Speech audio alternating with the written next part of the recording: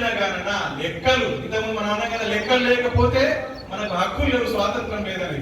మనకు లెక్కలు చేస్తానని హామీ ఇచ్చినావు, సమగ్ర కులజనగణన చేస్తానని హామీ ఇచ్చినావు అని చెప్పేసి రాజారాం ఈ కార్యక్రమం చేసిన ఎంఆర్పి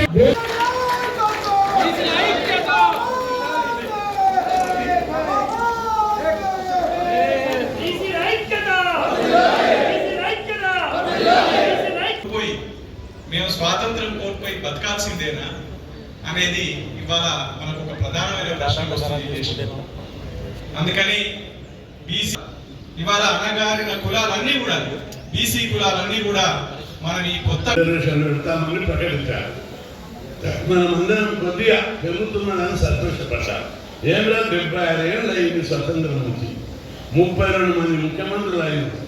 రెడ్లు వెలుమరు కమ్మలేదు తప్ప ఒక్క బీసీ ముఖ్యమంత్రి మున్నూరు కాపు కానీ, గౌడ్లు కానీ, యాదవులు కానీ, కుర్మాలు కానీ, రజకులు కానీ, న్యాయబ్రహ్మలు కానీ ఎవరికి కూడా ముఖ్యమంత్రి పదవి. ఇక్కడ అందరు ముఖాలు చుట్టూ ముఖ్యమంత్రుల కంటే దమ్ములు. కానీ మనం మన చేతులతోటి వాళ్ళకు ఓటు వేసి ఆ పార్టీలను గెలిపించిన ముఖాలు కూడా చూడవచ్చు.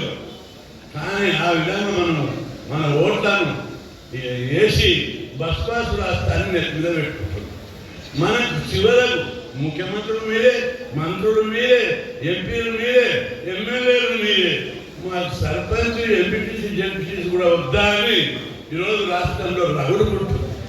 మీ అందరికీ నేను విజ్ఞప్తి చేస్తున్నాను.